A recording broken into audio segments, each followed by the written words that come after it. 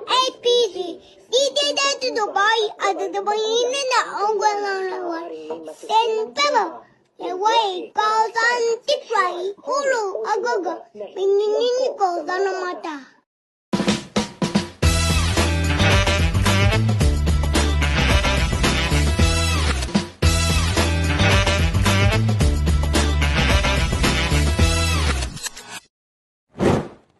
El Niño. El Niño. El Niño. El Niño. El Niño.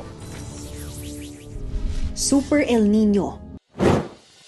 Today, we're talking about El Niño 2026. Ano nga ba to? Bakit nga ba to nangyayari? At paano ito nakaka-apekto, lalo na dito sa Pilipinas?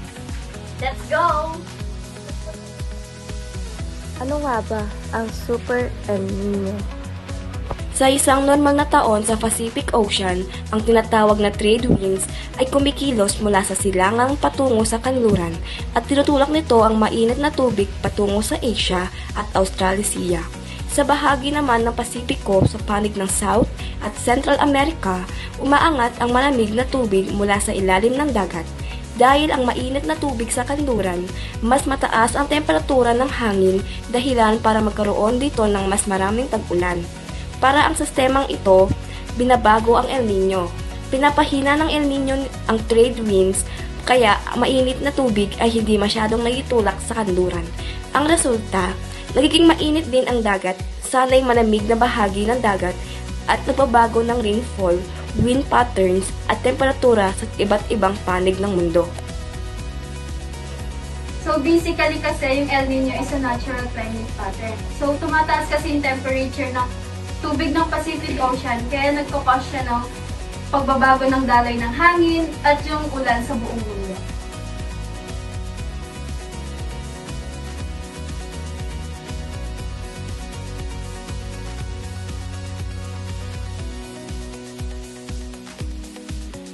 Nangyayari ito kapag humihina yung hangin na dapat tumutulak sa mainit na tubig papunta sa atin. Normally, enough yung ulan natin. Pero kapag may El Niño, magiging mas mainit at tagtuyot sa bansa.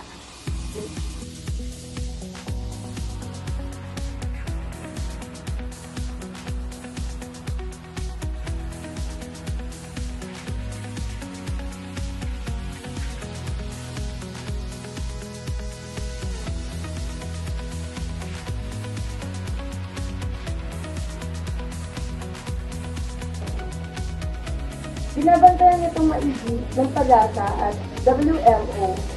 Noong 2026, moderate to strong ang forecast nila dito at inaasahan natin na mararamdaman natin ang init ngayon.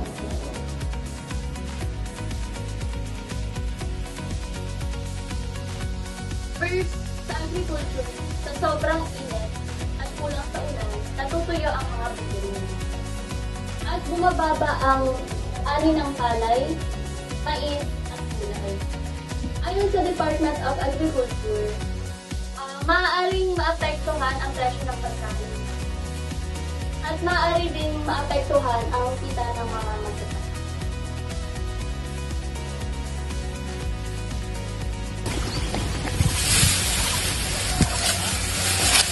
Ito ay tinaniman ng mga palay at mais. Marami sa kanila ay hindi na tumubo at yung iba ay natuyo na dahil hindi umuulan dito.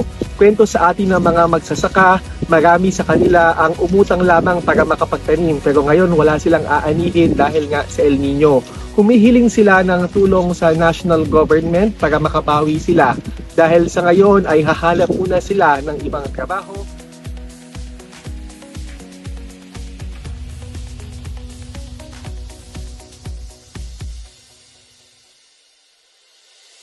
So, yung sa health and water naman, mabilis tayong maubusan ng water, lalo na sa ilog or sa dam.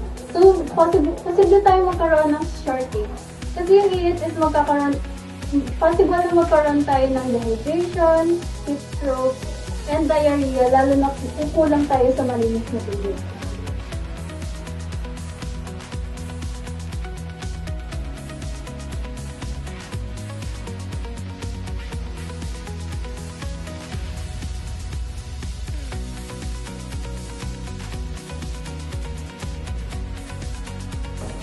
And also sa economy at environment, tataas ang gamit ng kuryente dahil sa paggamit ng electric fan at aircon. Dahil dito, mas malalaki yung gastos. Ayon din sa DNR, may malaking risk daw na pwedeng masira yung kagubatan dahil sa pagkasunog, saka pagkasira rin ng dagat dahil sa sobrang init ng tubig.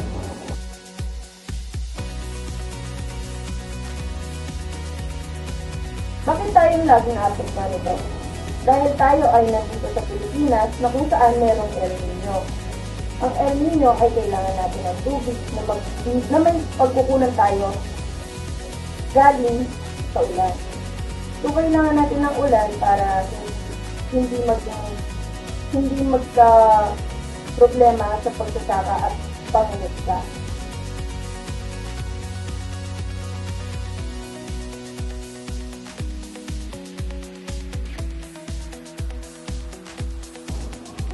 Dito sa Central Luzon, na tinatawag na rice granary ng bansa, nakita natin dati na bumaba hanggang 30% ang ani tuwing may El Nino.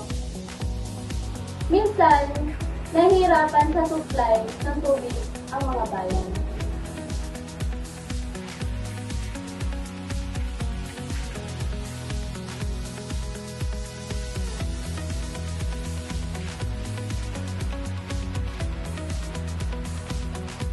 But don't worry, may magagawa tayo. Laging magtipid ng tubig at laging sumunod sa paalala ng pag-asa at magtulungan tayo. To sum it up, El Nino will bring hotter and drier weather. It affects our food, water, health, and daily living.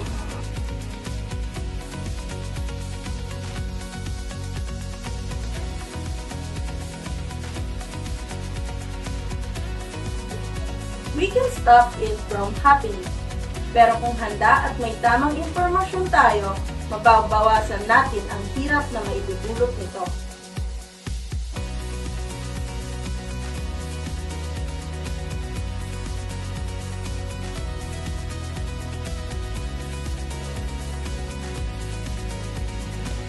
Maigi raw na ngayon pa lang paghandaan na ang posibleng epekto ng El Nino at agrikultura, water at energy supply at sa kaligtasan at kalusugan ng publiko.